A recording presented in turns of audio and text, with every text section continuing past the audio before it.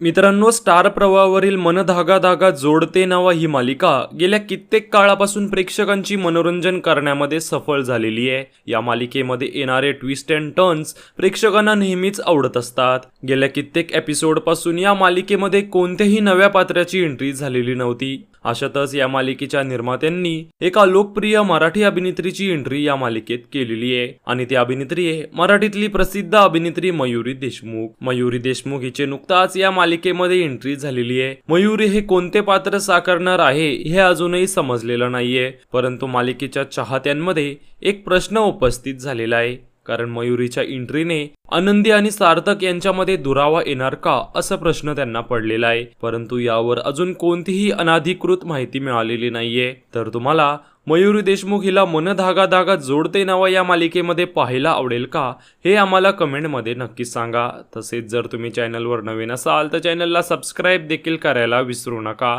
जेणेकरून सिनेमा सृष्टीतील अपडेट सर्वात आधी तुम्हाला पाहायला मिळतील। धन्यवाद।